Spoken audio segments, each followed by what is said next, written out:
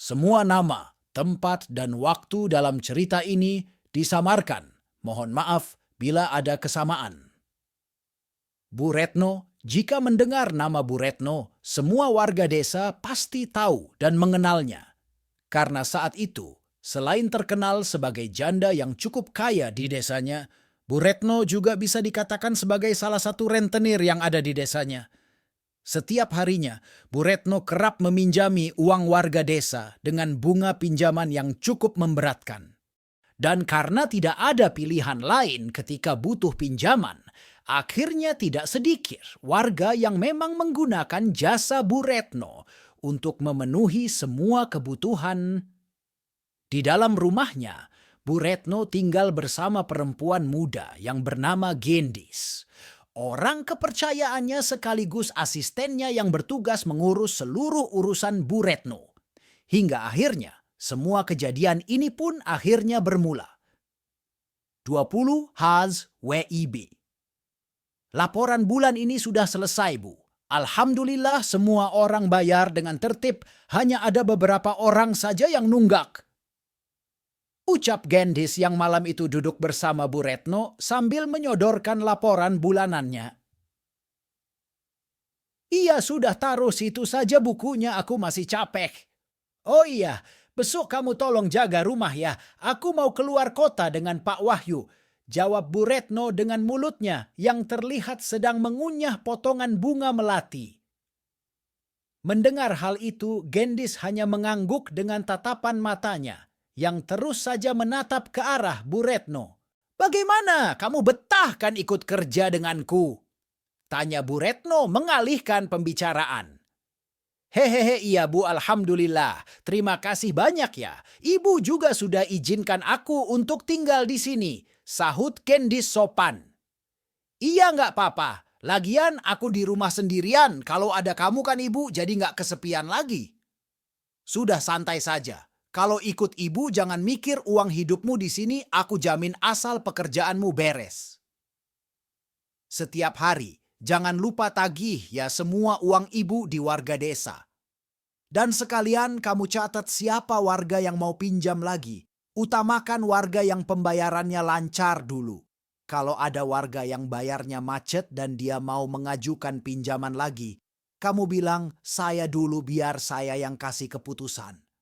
Dan satu lagi, kalau pulang kerja jangan lupa bersih-bersih rumah ini. Ya nanti gajimu akan Ibu kasih 2 kali lipat. Ucap Bu Retno menjelaskan kepada Gendis, yang notabene Gendis adalah karyawan satu-satunya dari Ibu Retno tersebut. Dan dengan hanya mengangguk sopan Gendis malam itu, hanya diam dengan tidak lama setelah itu, Gendis akhirnya masuk ke dalam kamar tidurnya dan segera beristirahat. Keesokan harinya seperti biasanya Bu Retno pergi bersama Pak Wahyu, yang Gendis pun tidak pernah tahu kemana tujuannya. Yang jelas, setiap keluar Bu Retno pasti tidak pulang dalam beberapa hari. Selama ditinggal Bu Retno, Gendeslah yang akhirnya menjaga rumah Bu Retno dan membersihkannya. Hal itu tentu saja dengan senang hati dilakukan oleh Gendis karena dia pun tahu kerja bersama Bu Retno upahnya memang besar. Benar Mas, waktu itu saya kerja bersama Bu Retno. Selain difasilitasi, tugas saya setiap hari tergolong cukup mudah. Setiap pagi saya bersih-bersih rumahnya dan selanjutnya sekitar pukul Tagulcau, Wibi, sampai pukul 16 Hau. Wibi saya keliling desa untuk menarik uang angsuran dari warga. Bu Retno jarang di rumah Mas. Setiap Senin dan Kamis, beliau selalu pergi bersama Pak Wahyu entah kemana. Dan setiap pergi selalu menginap. Ya saat itu saya betalah Mas orang gajinya besar, Gendis. Tapi sayangnya, semua keadaan tersebut terjadi tidak cukup lama. Masih sangat teringat jelas di kepala Gendis. Waktu itu, hampir genap 2 tahun Gendis ikut bekerja bersama Bu Retno. Kepercayaan Bu Retno terhadap Gendis juga sudah semakin kuat. Bahkan waktu itu, tidak sungkan-sungkan, Bu Retno sudah menganggap Gendis seperti keluarganya sendiri. Baru kali ini saya dapat karyawan seperti kamu. Saya sudah cocok dan kamu sudah saya anggap sebagai saudara saya sendiri. Kamu jangan sampai berhenti kerja ya. Kalau butuh apa-apa, kamu tinggal bilang saya saja, ucap Bu Retno yang waktu itu semakin membuat Gendis betah bekerja bersamanya.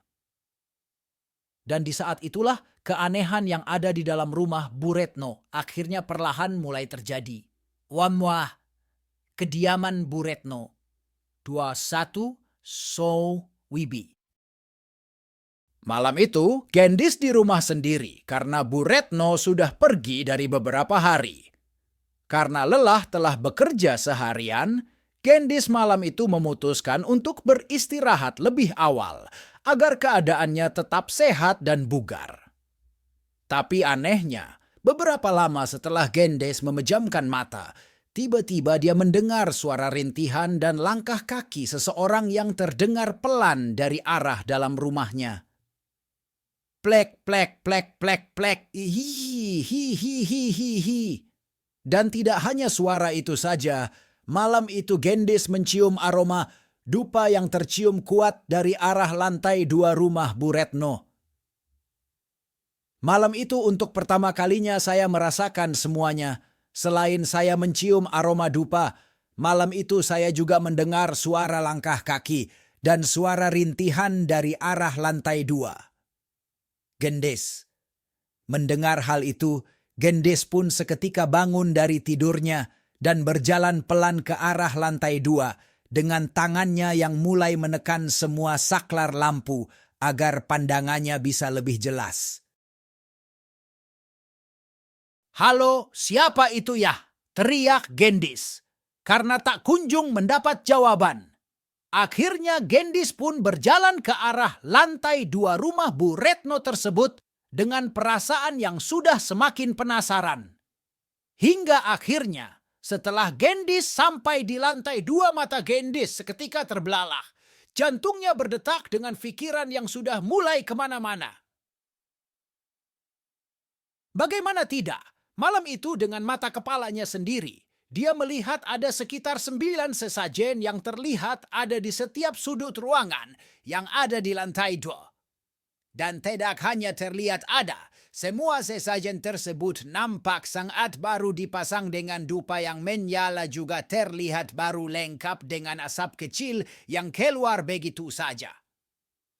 Mengetahui semua itu, Gendis pun semakin kebingungan karena dia pun tahu yang ada di rumah itu tidak ada siapapun selain dirinya.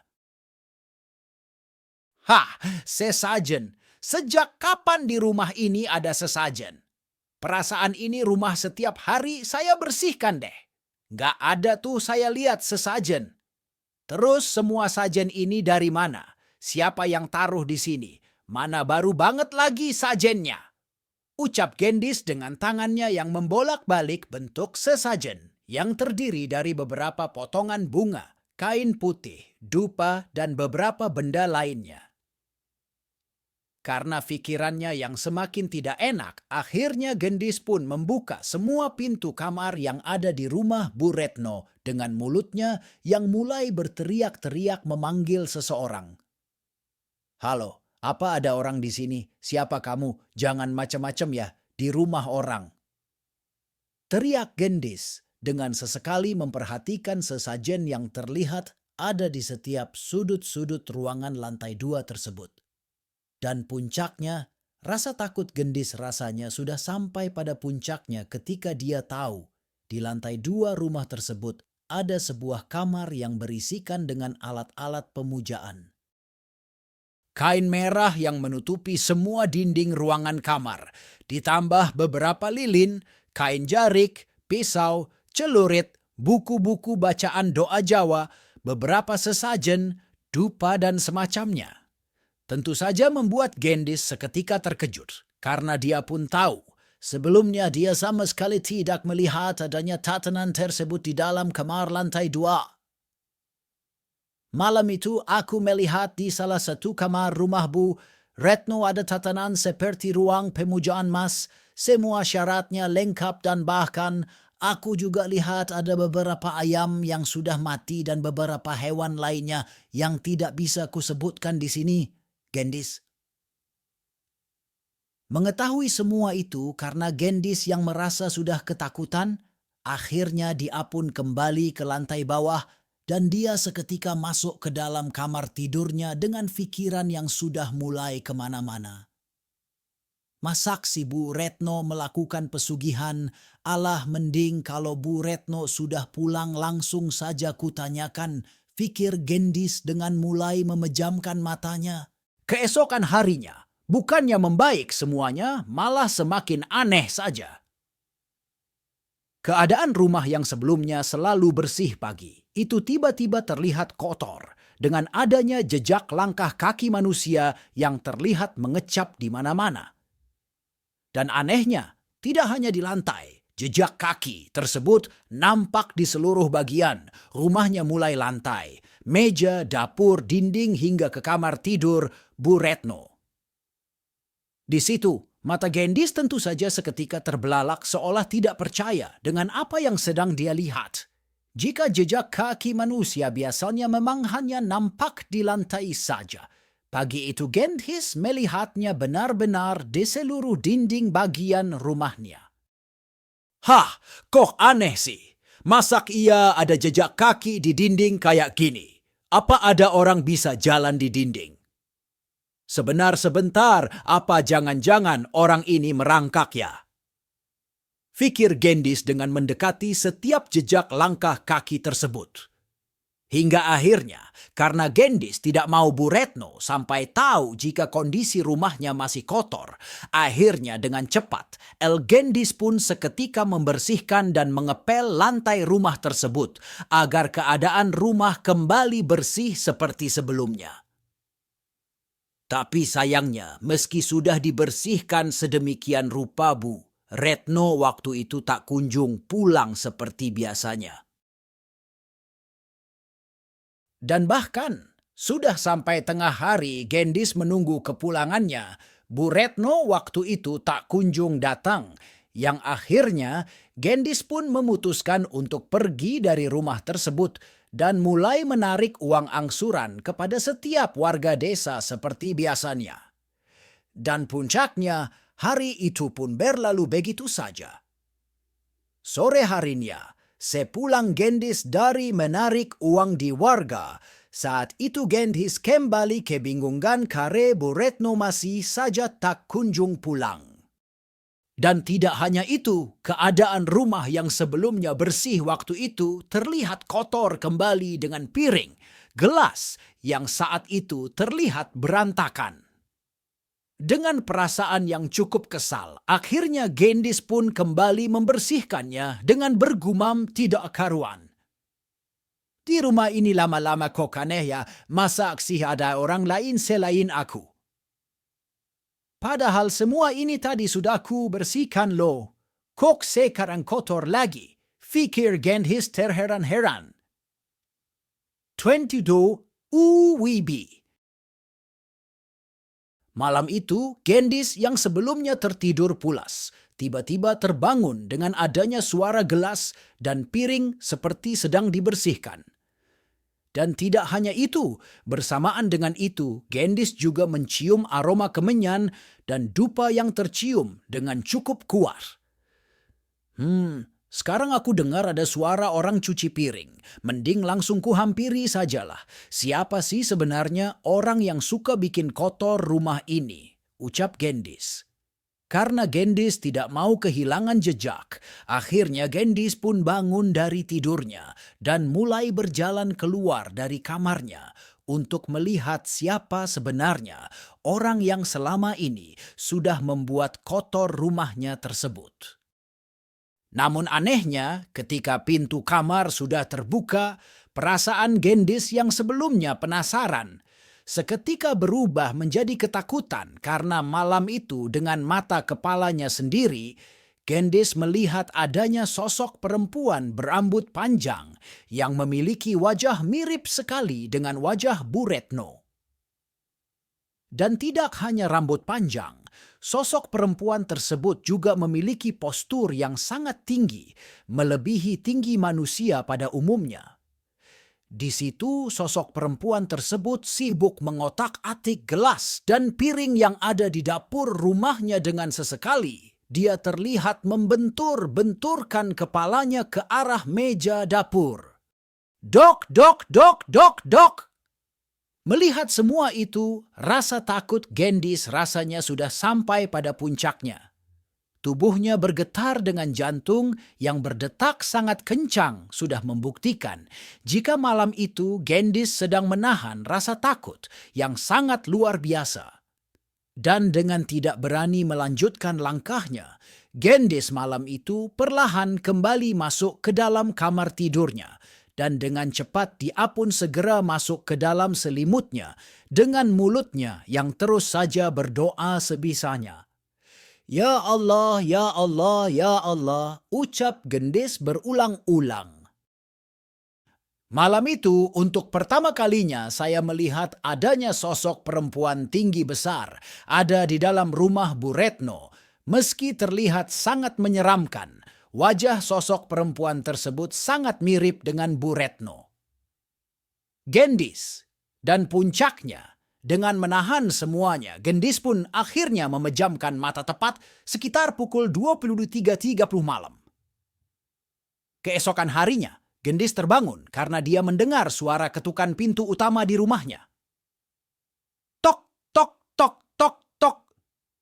Mendengar hal itu, Gendis pun seketika terkejut bukan main dan dengan cepat Gendis pun berlari ke arah pintu utama rumah dan seketika membukanya.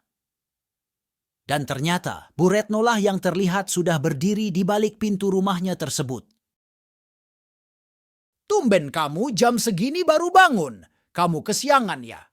Ini sudah jam 8 siu pagi loh, ucap Bu Retno. Lalu kemudian Bu Retno pun masuk dan duduk di kursi yang ada di ruang tamu rumahnya. Iya Bu, kemarin malam aku nggak bisa tidur. Soalnya lagi banyak pikiran. Ucap Gendis terbata-bata dengan dia yang terlihat ikut duduk di salah satu kursi yang ada di ruang tamu tersebut. Banyak pikiran? Ada apa? Kamu mikir apa? Apa ada warga desa yang rewel? Ya pas kamu tagih uangnya, ucap Bu Retno. Dengan tangannya yang mulai terlihat membuka satu persatu kancing jaketnya. Anu Bu, maaf, saya mau tanya, boleh nggak Bu? Tanya Gendis pelan. Tanya aja nggak apa-apa. Ada apa? Kamu butuh uang. Sahut Bu Retno lugas. Enggak sih Bu. Cuma masalah yang ada di rumah ini aja, imbuh Gendis menjelaskan. Mendengar hal itu, Bu Retno seketika terlihat diam. Matanya menatap ke arah wajah Gendis dengan raut wajah yang terlihat penasaran. Maaf ya Bu, kemarin di lantai 2 saya lihat banyak sesajen. Tapi sesajennya terlihat sangat baru dipasang. Saya takut ada orang lain yang masuk ke dalam di rumah ini selain aku. Dan semalam aku lihat ada perempuan badannya tinggi banget tapi wajahnya mirip sekali dengan ibu. Ucap Gendis menjelaskan dengan tubuhnya yang gemetar karena dia takut jika Bu Retno marah dengan perkataannya. Dan dengan diam sejenak, Bu Retno pun akhirnya menjawab perkataan Gendis dengan cukup santai. Oh itu, iya dulu aku lupa bilang ke kamu. Jadi di kamar lantai 2 itu ada barang-barang seperti bunga, dupa dan sebagainya. Itu memang sengaja kuletakkan di situ. Kamu tahu kan biasa budaya orang Jawa untuk menghormati leluhur. Ya biasanya semua itu memang ibu gunakan untuk mengirim doa kepada leluhur, ibu dan almarhum suami ibu Hehe. Dan untuk perempuan yang kamu lihat, apa ya itu, ibu juga nggak tahu siapa dia. Ya kalau dia hantu, ya sudah biarkan saja. Toh semua rumah juga pasti ada penunggunya. Ah sudahlah jangan dihiraukan. Ingat niat kamu di sini apa? Bekerja kan, nggak ada yang lain. Kamu nggak usah ikut campur urusan ibu. Intinya jika ada yang terlihat kotor di rumah ini, nggak usah banyak omong langsung bersihkan saja. Dan kalau sudah selesai bersih-bersih, Kamu langsung tagih uang ke warga. Sudah cukup itu saja yang kamu pikir. Yang lain mah nggak usah kamu pikir. Terang Bu Retno menjelaskan dengan senyumannya yang terlihat memang seperti sedang menyembunyikan sesuatu. Di situ karena Gendis merasa sama sekali tidak mendapat jawaban dan dia pun sudah dilarang untuk ikut campur semua urusan yang lain. Akhirnya waktu itu Gendis pun hanya diam sambil mengangguk perlahan. Dan sejak saat itulah Gendis mulai bersikap acuh dengan semua keanehan yang terjadi di rumah Bu Retno. Setiap ditinggal Bu Retno pergi, di rumahnya Gendis selalu melihat ada banyak sekali barang-barang yang tiba-tiba berserakan. Selain lantai dan perabotan yang juga tiba-tiba terlihat kotor.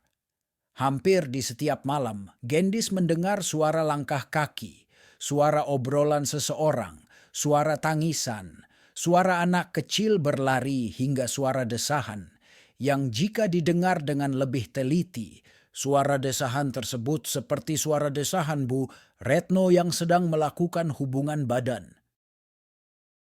Namun anehnya, setiap mendengar suara dan Gendis keluar kamar untuk memastikannya, keadaan rumahnya selalu terlihat tetap sepi dengan tidak ada satupun orang yang terlihat ada di dalamnya. Setiap malam di dalam rumah Bu Retno, saya selalu mendengar suara aneh, Mas. Ya seperti suara satu keluarga yang sedang beraktivitas. Ada suara obrolan, suara cuci piring, suara orang mandi, hingga suara mendesah orang berhubungan badan. Dan semua suara itu terdengar sangat kencang. Bahkan sudah sering sekali saya keluar untuk memastikan sumber suaranya. Tapi sayangnya, saya tidak pernah melihat apapun selain keheningan. Gendis. Dan dengan mencoba berdamai dengan keadaan, akhirnya Gendis pun mulai terbiasa dengan kejadian aneh yang ada di dalam rumah Bu Retno tersebut. Bahkan waktu itu Gendis juga rutin membersihkan kamar pemujaan yang ada di lantai 2. Meski setiap pagi Gendis selalu melihat potongan bunga yang bercecer seolah kamar tersebut baru saja selesai digunakan oleh seseorang. Padahal nyatanya waktu itu Bu Retno sudah beberapa hari sedang tidak ada di rumahnya. Dan puncaknya hari-hari pun berlalu begitu saja. Bisnis Bu Retno semakin hari terlihat sudah semakin lancar saja. Baju baru, perhiasan baru, dan kendaraan baru menandakan jika waktu itu Bu Retno memang sedang dalam masa jaya-jayanya. Dan di saat itulah akhirnya Bu Retno tiba-tiba berpamitan kepada Gendis jika dia ingin berangkat ke Tanah Suci untuk melaksanakan ibadah haji. Gendis, ibu mau nitip rumah kepadamu. Sebenarnya ibu ini sudah daftar haji beberapa tahun yang lalu. Dan alhamdulillah tahun ini ibu berkesempatan berangkat. Karena ibu daftarnya Haji Plus, jadi berangkatnya cepat. Oh iya, selama ibu tinggal, kamu jaga rumah ini ya, jangan lupa. Dibersihkan. Dan satu lagi, ruangan kamar lantai 2. Setiap malam, kamu berikan kopi pahit, ya buat Among, Sajen. Dan yang paling penting, kamu jangan sampai terima tamu dan usahakan pintu selalu tertutup. Aku percayakan semua kepadamu. Satu lagi, nanti setiap habis, nagih ke para warga. Uangnya langsung kamu setorkan ke rekeningku ya. Nanti kupantau dari sana. Untuk laporannya, kamu bisa setorkan dan laporkan kalau ibu sudah pulang saja. Dan selama aku pergi haji, tidak ada pencairan. Jadi kalau ada orang yang mau pinjam uang, suruh nunggu ibu pulang saja. Terang Bu Retno menjelaskan dengan detail tentang apa yang harus dilakukan oleh Gendis selama Bu Retno tinggal pergi beribadah haji. Dan dengan mendengarkan secara seksama Gendis waktu itu hanya mengangguk seraya memberi tanda jika dia sudah mengerti dengan semua arahan dari Bu Retno tersebut. Singkat cerita, setelah hari yang ditentukan telah tiba, Bu Retno waktu itu akhirnya berangkat ke Tanah Suci dengan tidak ada satupun warga ataupun saudara yang mengantarnya. Selama ditinggal pergi ke Tanah Suci bukannya tenang, keadaan rumah bisa dibilang sudah semakin aneh saja. Bahkan tidak hanya suara. Setiap malam Gendis malah sering mendengar suara ketukan pintu kamarnya yang terdengar sedang diketuk paksa oleh seseorang. Dok, dok, dok, dok, dok. Dan tidak hanya itu, dari bawah, Gendis juga seringkali melihat adanya sosok nenek-nenek yang berjalan bungkuk mondar-mandir di area lantai 2, tepatnya di bagian depan pas kamar pemujaan. Waktu itu, selama ditinggal, Bu Retno pergi ke Tanah Suci. Gangguan yang ada malah semakin berat, Mas. Tidak hanya suara. Saya malah sering sekali melihat sosok nenek-nenek bungkuk di area lantai 2, dan tidak jarang pula pintu kamar saya digedor secara paksa. Sebenarnya, waktu itu saya sudah tidak kuat jika harus terus berada di dalam rumah itu.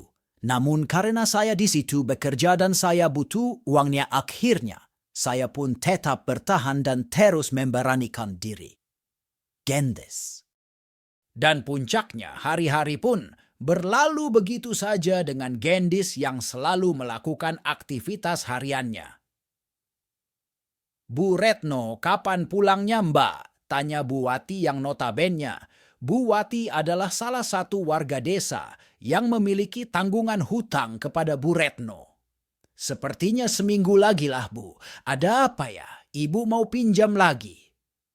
Nanti biar ku sampaikan. Ini angsuran Ibu lancar kok. Nanti kalau mau pinjam lagi, pasti diberi sama Bu Retno. Ucap Gendis sopan dengan dia yang mulai memasukkan uang setoran dari Bu Wati ke dalam tasnya. Kok bisa ya ada orang seperti Bu Retno, gumam Bu Wati. Maaf, maksudnya bagaimana ya, Bu? Tanya Gendis penasaran. Ya kok bisa? Ada orang naik haji pakai cara yang tidak halal. Kan kamu juga tahu, Bu Retno bisnisnya itu rentenir. Ditambah hartanya juga harta hasil pesugihan. Kok nggak takut kena azab ya? Terang Bu Wati. Dengan tidak menjawab ucapan Bu Wati, Gendis waktu itu hanya diam sambil terus melakukan pekerjaannya. Sebenarnya semua warga di sini sudah tahu, Mbak, kalau Bu Retno itu melakukan praktek pesugihan. Masa sih Mbak nggak tahu? Nggak mungkin Mbak Gendis nggak tahu. Kan Mbak Gendis tinggal di rumah Bu Retno. Pasti Mbak Gendis tahulah. Kan biasanya kalau praktek pesugihan itu ada sesajen-sesajennya. Ditambah, asal Mbak tahu ya, uang pemberian dari Bu Retno selalu wangi, Mbak. Baunya bau bunga melati loh. Terang Bu Wati mengejutkan Gendis. Dan dengan tidak sedikit pun menanggapi omongan Bu Wati, Gendis sore itu hanya diam sambil perasaannya. Yang sebelumnya tenang, waktu itu perlahan mulai gusar tidak karuan karena dia masih memikirkan apa yang sebelumnya Bu Wati ucapkan. Waduh, sepertinya benar deh kata Bu Wati, Bu Retno sepertinya memang melakukan pesugihan. Aku yakin banget sekarang, berarti setiap Bu Retno pamit pergi dengan Pak Wahyu waktu itu. Mereka pergi ke tempat pesugihan. Yah, pikir Gendis dengan langkah kakinya yang terus saja berjalan pulang kembali ke rumah Bu Retno. Dan dengan mencoba tidak terlalu memikirkan semuanya, akhirnya Gendis pun kembali beristirahat karena badan lelahnya yang sudah bekerja seharian. Dan singkat cerita, hari-hari pun berlalu begitu saja. Hari itu adalah hari kepulangan Bu Retno setelah sekian lama Bu Retno beribadah haji ke Tanah Suci. Tapi anehnya setelah Bu Retno pulang, bukannya membaik keadaan Bu Retno, waktu itu bisa dibilang menjadi aneh, tidak karuan. Bagaimana tidak, wajah Bu Retno yang sebelumnya cantik dengan kulit naturalnya, waktu itu tiba-tiba berubah menjadi gosong seperti orang habis terbakar kulitnya.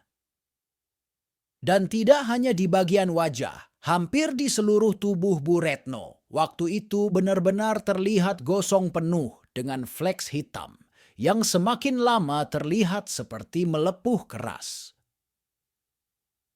Mengetahui semua itu, tentu saja Gendis pun disuruhnya untuk menghubungi dokter kulit agar keadaan Bu Retno bisa segera diperiksa. Tapi sayangnya, setelah mendapatkan perawatan intensif bukannya membaik, bercak hitam tersebut terlihat malah semakin luas saja. Masak sih karena di sana kepanasan aku jadi seperti ini. Percuma dong aku selama ini melakukan perawatan wajah dengan krim pemutih habis puluhan juta. Keluh Bu Retno dengan dirinya kini yang sudah tidak lagi berani keluar dari rumahnya sendiri. Dan semua itu semakin membingungkan ketika semua oleh-oleh berbentuk makanan yang dibawa Bu Retno dari Tanah Suci saat itu tiba-tiba terlihat basi dan sangat tidak layak jika harus dikonsumsi. Mengetahui semua itu, Bu Retno sepertinya terlihat sangat stres. Dan tidak hanya itu, selain hanya berada di dalam rumah dan tidak lagi keluar, Bu Retno seringkali terdengar menjerit kesakitan dan mengeluh kepanasan di seluruh tubuh dan wajahnya. Mengetahui semua itu hanya Gendislah yang dengan setia merawat Bu Retno karena mereka pun tahu di rumahnya tersebut tidak ada satupun orang yang datang walau hanya untuk berkunjung. Dan singkat cerita, keadaan Bu Retno semakin lama sudah semakin mengkhawatirkan saja. Luka yang sebelumnya hanya terlihat gosong waktu itu perlahan mulai terlihat berubah menjadi membusuk. Dan tidak hanya di bagian tubuh, luka busuknya waktu itu juga sudah menjalar ke bagian tangan, badan, wajah, dan juga kaki. Bahkan jari-jari Bu Retno waktu itu juga sudah habis dipotong, karena menurut keterangan dokter, jika tidak dipotong, luka di jari-jari kaki tersebut akan semakin parah. Sekitar 1 bulan di rumah, akhirnya Bu Retno dirawat di rumah sakit. Menurut keterangan dokter, Bu Retno mengalami komplikasi dan ada penyakit diabetes parah yang semuanya tiba-tiba muncul setelah Bu Retno pulang dari Tanah Suci Makkah. Saksi. Dan singkat cerita, sekitar kurang lebih 100 hari lamanya setelah Bu Retno pulang dari Tanah Suci, Bu Retno akhirnya dinyatakan meninggal dunia karena penyakit yang dideritanya.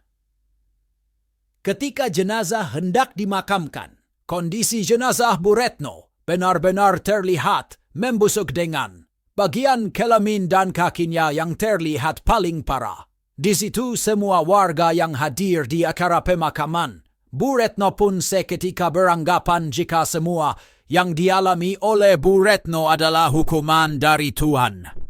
Hal itu memang sengaja dituduhkan karena semua warga desa pun menduga jika selama ini Bu Retno memang melakukan sebuah praktek pesugihan. Awalnya, Gendis sendiri masih tidak terlalu yakin dengan apa yang dituduhkan oleh warga. Karena di mata Gendis, Bu Retno adalah orang baik yang sangat dermawan kepada semua orang. Namun akhirnya, setelah ada beberapa orang yang berbicara, Gendis pun mulai percaya jika selama ini yang dibilang oleh warga ternyata benar, jika Bu Retno memang benar melakukan sebuah praktek pesugihan. Saya orang luar daerah, Mbak. Nama saya Haji Laila. Dulu saya adalah teman satu kamar Bu Retno ketika masih beribadah di Tanah Suci. Selama di sana, Bu Retno selalu mengeluh panas di sekujur tubuhnya, padahal nyatanya cuaca di sana tidak sepanas yang kita bayangkan. Dan tidak hanya itu, beberapa kali Bu Retno memang membuka baju dan kerudungnya di tempat umum karena dia merasa tidak kuat menahan rasa panasnya. Ditambah Bu Retno juga sering sekali kedapatan tidak ikut kegiatan rukun-rukun haji di sana. Waktu sering sekali dihabiskan oleh Bu Retno dengan hanya tidur di dalam hotel dengan sesekali mengeluh ingin cepat pulang ke rumahnya, saksi.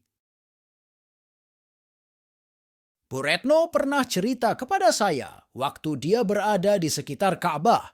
Dia tidak bisa melihat bentuk Ka'bah sama sekali. Yang dia lihat hanya kerumunan manusia yang sedang berdesak-desakan. Saat itu Bu Retno sempat ketakutan dan pergi menjauh. Tapi anehnya dari kejauhan, bentuk Ka'bah tersebut bisa dilihat dengan jelas. Kalau dari jauh saya bisa lihat bentuk Ka'bah kotak seperti itu, tapi waktu saya mendekat saya tidak bisa lagi melihatnya. Pandangan saya buram dan tertutup oleh banyak orang. Padahal kan Ka'bah itu besar. Malahan saya sudah dibantu oleh beberapa teman untuk melihatnya. Namun saya tidak melihat apa-apa selain hanya pandangan buram seperti orang dengan mata minus. Ucap saksi menirukan ucapan Bu Retno. Kalau memang selama ini semua orang sudah curiga jika Bu Retno melakukan pesugihan, jawabannya memang iya. Sayalah supirnya. Saya yang mengantarnya, meski saya tidak berani memastikan jika Bu Retno ikut melakukan pesugihan, tapi yang jelas setiap Bu Retno mengajak saya pergi. Kami selalu pergi ke tempat itu, dan tempat itu memang tempat yang dikenal sebagai tempat mencari pesugihan yang ada di Jawa Timur. Saksi, mungkin itu adalah beberapa keterangan yang bisa memberi alasan kenapa Bu Retno mengalami hal demikian. Meski semuanya hanya dugaan, tapi sepertinya apa yang dicurigai warga memang sebuah kenyataan. Terlepas dari itu semua, apa yang dialami Bu Retno adalah kehendak dari Yang Maha Kuasa. Semoga dengan adanya cerita ini bisa memberi pelajaran dan membuat kita lebih berhati-hati lagi dalam menjalani hidup. Terima kasih teman-teman, semoga cerita ini menemani hari-hari kalian dan sampai jumpa di cerita-cerita kami selanjutnya.